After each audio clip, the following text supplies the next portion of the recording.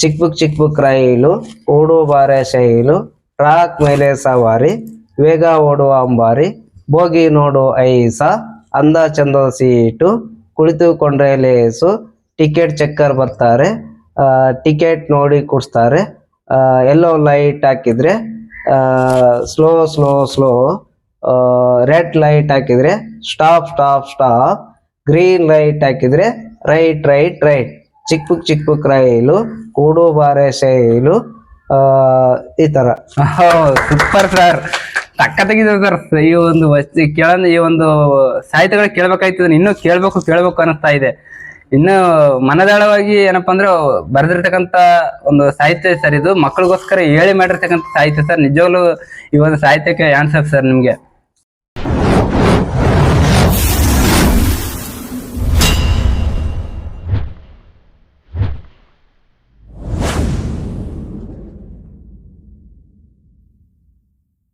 ಈ ತಾಯಿ ಅಂದ್ರೆ ನೆನ್ಪು ಬರ್ತದೆ ಸರ್. ತನ್ನ ತನ್ನ ಜೀವನದಲ್ಲಿ ಎಷ್ಟೇ ಕಷ್ಟಗಳನ್ನ ಅನುಭವಿಸಿದ್ರು ಕೂಡ ಆ ಕಷ್ಟದ ಒಂದನಿ ಕೂಡ ನಮ್ಗೆ ತೋರ್ಸಂಗಿಲ್ಲ ಸರ್. ಅದಕ್ಕೆ ನಿಜವಲ್ಲ ತಾಯಿ ಅಂತ ಹೇಳ್ತೀವಿ ಸರ್. ಆ ತಾಯಿಗೆ ಒಂದು ಸಲ್ಯೂಟ್ ಸರ್. ನಮ್ಮ ನಾಲ್ವಾರು ಮಠ ಅಂದ್ರೆ ಇಡೀ ಸುತ್ತಮುತ್ತ ರಾಜ್ಯಕ್ಕೆ ಒಂದು ಮಾದರಿಯಾಗಿರ್ತಕ್ಕಂಥ ಮಠ. ಈ ಮಠದ ಒಂದು ಕರ್ತೃ ಆಗಿರ್ತಕ್ಕಂಥ ಸಿದ್ಧ ತೋಟೇಂದ್ರ ಶಿವಾಚಾರ್ಯಗಳು ಒಬ್ಬ ದೊಡ್ಡ ಕವಿಗಳು. ಅವರ ಒಂದು ಹೇಳಿಕೆ ಪದಗಳೇ ಸಾಲಲ್ಲ, ಅಷ್ಟು ದೊಡ್ಡ ಕವಿಗಳು ಅವರು. ಅವರು ಹಲವಾರು ಪುಸ್ತಕಗಳನ್ನು ಬರೆದಿದ್ದಾರೆ. ಪ್ರತಿಯೊಬ್ಬರಿಗೂ ಮಾರ್ಗದರ್ಶನ ಮಾಡ್ತಾ ಇದ್ದಾರೆ.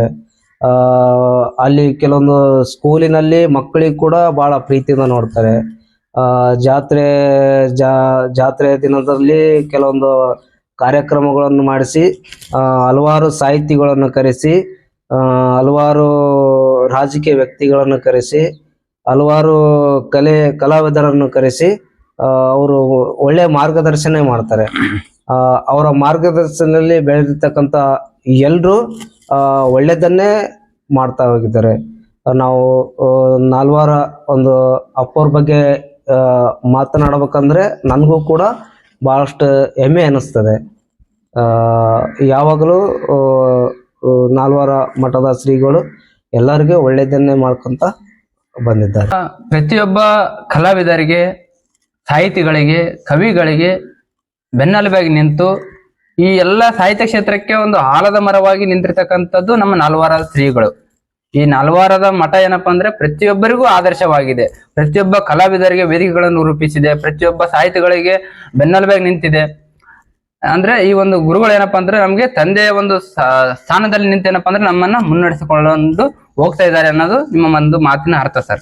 ತುಂಬಾ ಖುಷಿ ಆಗುತ್ತೆ ಸರ್. ಇಂತ ಒಬ್ಬ ಗುರುಗಳು ಇವತ್ತಂದ್ರೆ ನಮ್ಮ ಭಾಗದಲ್ಲಿ ಏನಪ್ಪಾ ಅಂದ್ರೆ ಇದಾರಪ್ಪ ಅಂತಂದ್ರೆ ನಾವು ನಿಜಕ್ಕೂ ಒಂದು ಹೆಮ್ಮೆಯ ವಿಷಯ. 8 ರೊಟ್ಟಿ ಭೀಮಣ್ಣ, ಅವನ ಹೊಟ್ಟಿ ಡೋಳಣ್ಣ, ನೋಡೋಕ್ ಅವನೇ ಡುಮ್ಮಣ್ಣ, ಕುಂಟಲ್ ಮುಟ್ಟೆ ಹೊರ್ತಾನೆ, ಜೋಡಿ ಬಂಡಿ ಹೇಳ್ತಾನೆ, ದೊಡ್ಡ ಗುಂಡ ಎತ್ತಾನೆ, ಓಡು ಅಂದ್ರೆ ಅಳ್ತಾನೆ. ಈ ತರ ಒಂದು ರೀಸನ್ ಹಾಕಿ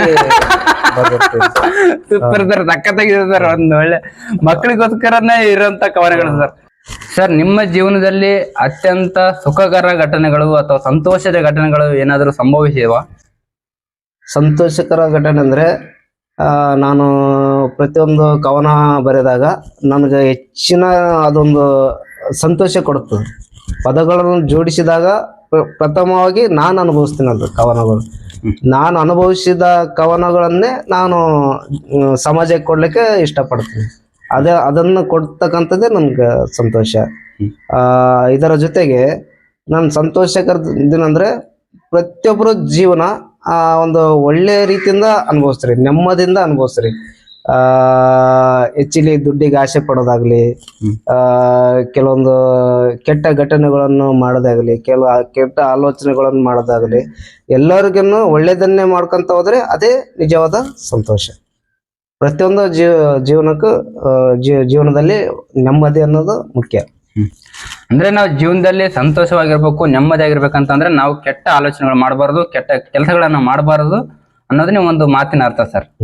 ಸೂಪರ್ ಸರ್, ಒಳ್ಳೆ ಸೂಪರ್ ಆಗಿರೋಂತಹ ಮಾತುಗಳನ್ನ ಹೇಳಿದಿರಿ ಸರ್. ಈಗ ನಿಮ್ಮ ಮುಂದಿನ ಜೀವನದ ಬಗ್ಗೆ ಏನ್ ಸರ್? ನಿಮ್ಮ ಏನ್ ಕೆಲಸ ಅಥವಾ ಮುಂದೆ ಹೆಂಗೆ ನಿಮ್ ಜೀವನ? ನಾನು ಈಗ ಮಕ್ಕಳ ಮಲ್ಲಿಗೆ ಅಂತಕ್ಕಂಥ ಒಂದು ಪುಸ್ತಕ ಆಲ್ರೆಡಿ ಬರೆದು ಪ್ರಕಟ ಆಗಿದೆ 2015ರಲ್ಲಿ. ನಾನು ಕೆಲವೊಂದು ಇನ್ನೊಂದು 4 ಪುಸ್ತಕಗಳದಾವ. ಮಕ್ಕಳ ಮಲ್ಲಿಗೆ ಮತ್ತು ಮಕ್ಕಳ ಪಟಾಕಿ ಅಂತಕ್ಕಂಥದ್ದು. ಈ ಪುಸ್ತಕಗಳನ್ನು ನಾನು ಮುಂದಿನ ದಿನಗಳಲ್ಲಿ ಕೆಲವೇ ದಿನಗಳಲ್ಲಿ ಸಮಾಜಕ್ಕೆ ಕೊಡಲಿಕ್ಕೆ ನಾನು ಇಷ್ಟಪಡ್ತೇನೆ. ಇದರ ಜೊತೆಗೆ ನಾನು ಇನ್ನಾದರೂ ಹೆಚ್ಚಿನ ಪದಗಳನ್ನು ಬರಿತಕ್ಕಂಥ ಹವ್ಯಾಸಗಳು ಆ ದೇವರು ನನಗೆ ಕೊಡ್ಲಿ ಅಂತಕ್ಕಂಥದ್ದೇ ನನ್ನ ಕೊನೆಯ ಆಸೆ. ಮತ್ತೆ ಮುಂದೆ ಹೆಚ್ಚಿನ ಸಾಹಿತ್ಯ ಬರಿತಕ್ಕಂಥದ್ದು ಒಂದು ನಾನು ಪ್ರಯತ್ನ ಮಾಡ್ತೀನಿ ಅಂತಕ್ಕಂಥದ್ದು. ಸರ್, ಈಗ ನಿಮ್ಮ ಒಂದು ಮೊಟ್ಟ ಮೊದಲನೇದಾಗಿ ಪ್ರಕಟಗೊಂಡಿರ್ತಕ್ಕಂಥ ಪುಸ್ತಕ ನಿಮ್ಮ ಹತ್ರ ಇದ್ರೆ ತೋರಿಸ್ಬೋದಾ ಸರ್? ನಮಗಿದೆ ಮಕ್ಕಳ ಮಲ್ಲಿಗೆ ಅಂತಕ್ಕಂಥ ಪುಸ್ತಕ. ಇದು ಮಕ್ಕಳ ಮಲ್ಲಿಗೆ ಪುಸ್ತಕ ನಮ್ಮ ಅಂಜು ಸರ್ ಅವರ ಪ್ರಪ್ರಥಮವಾಗಿ ಬರೆದು ಪ್ರಕಟಣೆಗೊಂಡಿರ್ತಕ್ಕಂಥ ಪುಸ್ತಕ. ಅಂದ್ರೆ ಮುಂದಿನ ದಿನಗಳಲ್ಲಿ ಈ ಪುಸ್ತಕಗಳ ಇನ್ನೂ ಹೆಚ್ಚಿಗೆ ಇನ್ನೂ 1000, 2000, 3000, 5000 ತನಕ ನೀವೇನಪ್ಪ ಅಂದ್ರೆ ಪುಸ್ತಕಗಳನ್ನ ಪ್ರಕಟಣೆಗೊಂಡು ಪ್ರತಿಯೊಂದು ಶಾಲೆ ಕಾಲೇಜುಗಳಿಗೆ ನೀವು ಈ ಪುಸ್ತಕಗಳನ್ನ ವಿತರಿಸಬೇಕಂತೇಳಿ ನಿಮ್ಮ ಒಂದು ಮನಸ್ಸಿನಲ್ಲಿ ಇದೆ ಅಂತ ಅನ್ಕೋತೀನಿ ನಾನು. ಹೌದು ಸರ್. ಸೂಪರ್ ಸರ್, ಇದು ಒಂದು ಒಳ್ಳೆ ಕಾನ್ಸೆಪ್ಟ್ ಸರ್. ಯಾಕಂದ್ರೆ ಸಣ್ಣ ಪುಟ್ಟ ಕವನಗಳು, ಆಸಕ್ತಿಯಲ್ಲಿದೆ ಒಂದು ಶಕ್ತಿ, ಆಸಕ್ತಿಯಲ್ಲಿ ಒಂದು ಶಕ್ತಿ ಆದಂತ ನಮ್ಮ ಆಸಕ್ತಿ, ಪ್ರತಿಯೊಂದು ಆಸಕ್ತಿಯಲ್ಲಿ ಒಂದು ಶಕ್ತಿ ಉತ್ಪತ್ತಿ ಆತಂತ. ಮತ್ತ ಹಾಗೆ ಕ್ಷಣ ಕ್ಷಣ ಶಿಕ್ಷಣ, ಅದೇ ಸಾಕ್ಷರ ಬಾಳಿನ ಲಕ್ಷಣ. ಮತ್ತ ಅದೇ ನಮ್ಮ ಮಾತಿನಲ್ಲಿ ಇರಲಿ ಸಿಹಿ, ಆಗ ಹಾಕುವರು ನಮ್ಮ ಮಾತಿಗೆ ಸಹಿ. ಈ ತರ ಸಣ್ಣ ಸಣ್ಣ ಪ್ರಾಸಗಳು ಕೂಡಿಸಿ ಬರೆದಿರ್ತಕ್ಕಂಥ ಕವನ. ಸ್ನೇಹಿತರೆ, ನಿಜಕ್ಕೂ ತುಂಬಾ ಸಂತೋಷ ಆಗ್ತದೆ. ಇವರ ಕವನ ಸಾಹಿತ್ಯಗಳು ಮಕ್ಕಳಿಗೋಸ್ಕರ ಬರ್ತಕ್ಕಂಥ ಈ ಒಂದು ಕವನಗಳನ್ನ ನಾವು ಕೇಳ್ತಾ ಇದ್ರೆ ಇನ್ನೂ ಕೇಳಬೇಕು ಅಂತ ಅನಿಸ್ತದೆ. ತುಂಬಾ ಸಂತೋಷ ಆಗ್ತದೆ. ಇಂಥ ಒಬ್ಬ ಕವಿಗಳು ಏನಪ್ಪಾ ಅಂದ್ರೆ ಇವತ್ತು ನಮ್ಮ ಜೊತೆ ನಿಮ್ಮ ಮುಂದೆ ನೇರವಾಗಿದ್ದಾರೆ. ಸೊ ವಿಡಿಯೋ ತುಂಬಾ ಆಕರ್ಷದಾಯಕವಾಗಿದೆ. ಈ ವಿಡಿಯೋ ತುಂಬಾ ನಗಿಸುವಂತ ವಿಡಿಯೋ ಇದೆ. ಸೊ ಎಲ್ಲರೂ ವಿಡಿಯೋನ ನೋಡ್ರಿ ಅತಿ ಹೆಚ್ಚು. ಸರ್, ನಿಮ್ಮ ಈ ಒಂದು ಚುಟುಕು ಸಾಹಿತ್ಯ ಪ್ರತಿಯೊಬ್ಬರಿಗೂ ಪ್ರೇರಣೆ ಆಗಲಿ. ಮುಂದೆ ಒಂದಲ್ಲ ಒಂದಿನ ನೀವು ಕೂಡ ಜ್ಞಾನಪೀಠ ಪ್ರಶಸ್ತಿ ಪಡೆದುಕೊಳ್ಳುವಂತಹ ವ್ಯಕ್ತಿ ಆಗಲಿ ಅಂತ ನಮ್ಮ ಚಾನಲ್ ಮುಖಾಂತರ ನಾನು ಕೇಳ್ಕೊಳ್ತೀನಿ ಸರ್. ಎಲ್ಲ ಶ್ರೀ ಸಿದ್ಧತೋಟೇಂದ್ರ ಶಿವಾಚಾರ್ಯರ ಆಶೀರ್ವಾದ ನಿಮ್ಮ ಮೇಲೆ ಇರಲಿ, ಎಲ್ಲರ ಮೇಲೆ ಇರಲಿ. ಒಳ್ಳೇದಾಗ್ಲಿ ಸರ್. ಸರ್, ನಮ್ಮ ಜೊತೆ ಇಷ್ಟ ತನಕ ಸಮಯ ಕೊಟ್ಟು ಸಂದರ್ಶನ ಕೊಟ್ಟಿದ್ದಕ್ಕೆ ತಮಗೆ ತುಂಬ ಹೃದಯದ ಅಭಿನಂದನೆಗಳು. ಸ್ನೇಹಿತರೆ, ಈ ವಿಡಿಯೋನ ಪೂರ್ತಿಯಾಗಿ ನೋಡಿ ಅತಿ ಹೆಚ್ಚು ಜನರಿಗೆ ಶೇರ್ ಮಾಡೋದ್ರ ಮೂಲಕ ನಮ್ಮ ಗ್ರಾಮೀಣ ಭಾಗದ ಕಲಾವಿದರಿಗೆ ನೀವೆಲ್ಲರೂ ಬೆನ್ನೆಲುಬಾಗಿ ನಿಂದಿರಬೇಕು. ನಮ್ಮ ವಿಡಿಯೋನ ಎಲ್ಲರೂ ಸಬ್ಸ್ಕ್ರೈಬ್ ಮಾಡಿಕೊಂಡು ವಿಡಿಯೋನ ನೋಡಿ. ಮತ್ತೆ ಮುಂದಿನ ವಿಡಿಯೋದಲ್ಲಿ ಸಿಗೋಣ. ಅಲ್ಲಿವರೆಗೂ ಟಾಟಾ ಬಾಬಾಯ್. ಎಲ್ರಿಗೂ ನಮಸ್ಕಾರ.